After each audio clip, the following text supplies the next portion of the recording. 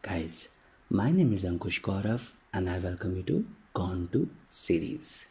In the previous tutorial, we learned how to create the project structure for any kind of Java application using Maven. And at the same time, while we were learning so, I also explained all important and fundamental concepts of it, like what's a Maven repository, what are Maven plugins, what's the concept of an archetype, group ID, artifact ID, version, etc. etc. So overall what we learned was, in order to create the project structure for any kind of Java application, you just need to run a Maven command with the name mvn archetype generate. And once you run that, it's going to display a huge list of archetypes before you. You are required to choose one archetype from that big list, and in addition to that, you are also required to provide values for group ID, artifact ID, version, and package properties. And once you provide all that, Maven is going to create the project structure for that application automatically.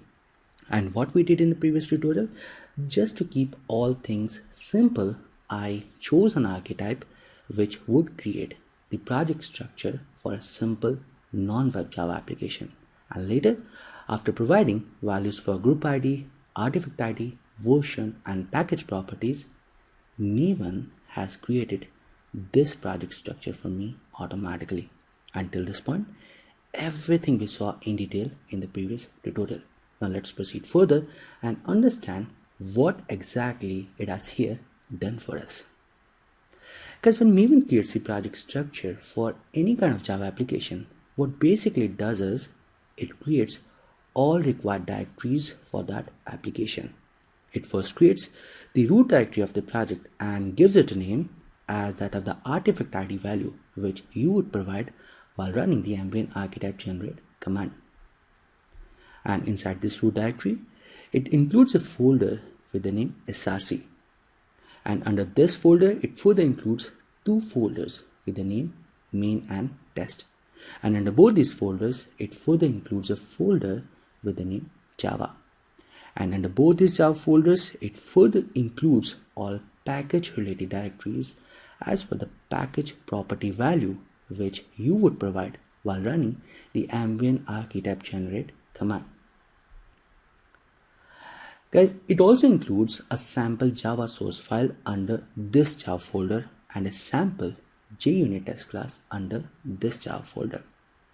And in addition to all that, it also includes a file with the name pom.xml file in parallel to src folder. Now what's this file, what purpose it serves to us, we're going to look at in just a couple of seconds. Guys, whatever project structure I just described to you which Maven creates for us, Maven has created exactly the same thing for me over here. It has created this root directory, and under that it has included one src folder and a pom.xml file. Under this it has created two folders, main and test. Main has a Java folder which has all package related directories and a sample Java source file. Test folder has a Java folder which has all package related directories and a sample JUnit test class.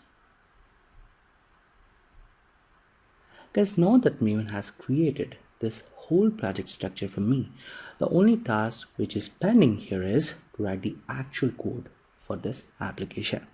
And for writing the actual Java code for this application, Maven has given some guidelines or conventions.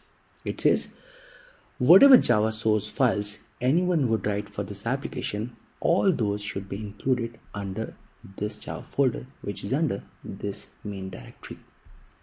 And whatever test classes anyone would write for this project, all those should be included under this Java folder, which is under this test directory.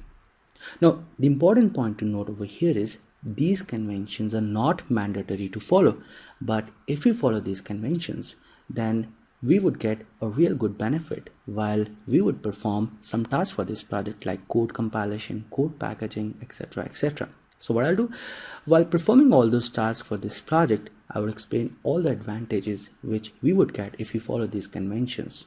Alright, now let's understand what's this pom.xml file.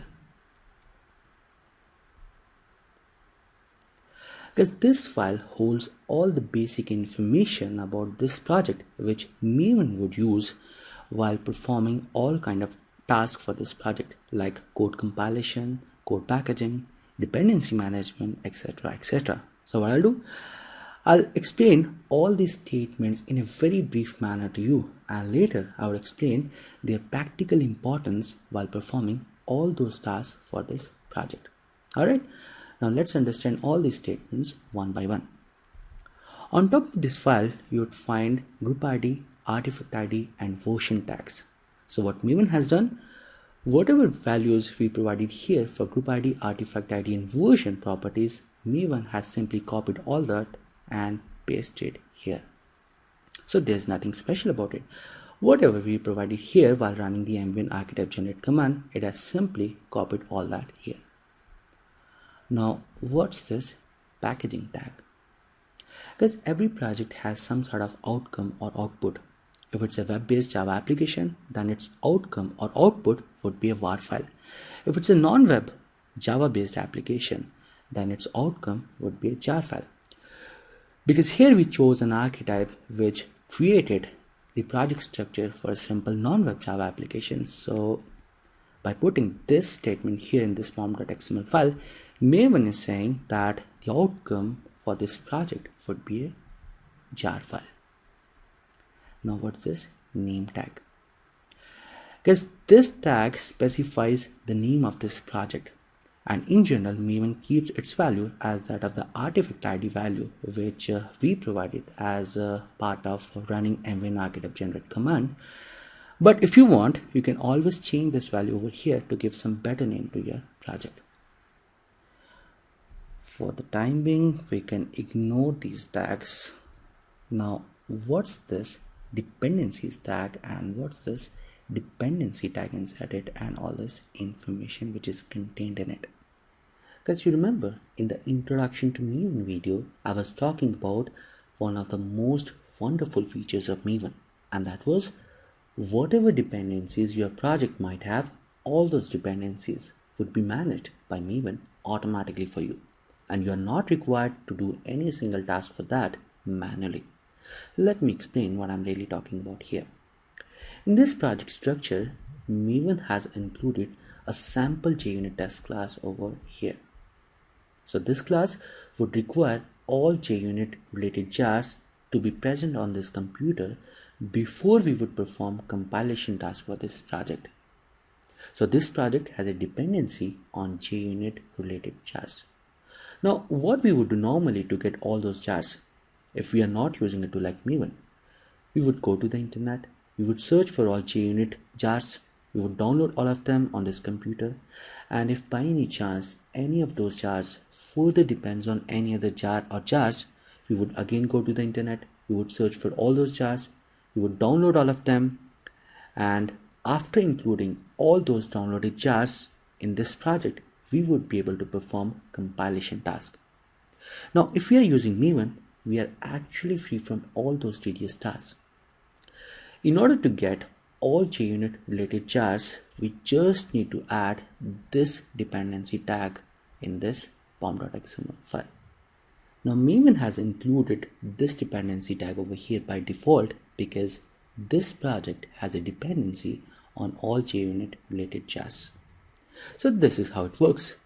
When we would run a Maven command to perform compilation task for this project, at that moment, before executing that command, Maven is gonna search for all jars with this version for JUnit on this computer.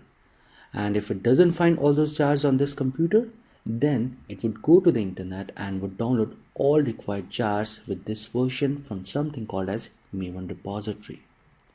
So it's only after downloading all those jars on this computer related to JUnit which have this version, Maven is gonna run that command to perform compilation task.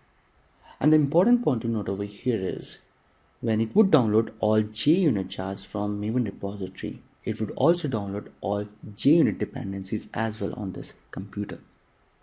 So this is the only information which we would need to provide to Maven to fetch all JUnit related jars on this computer to perform the compilation task for this project.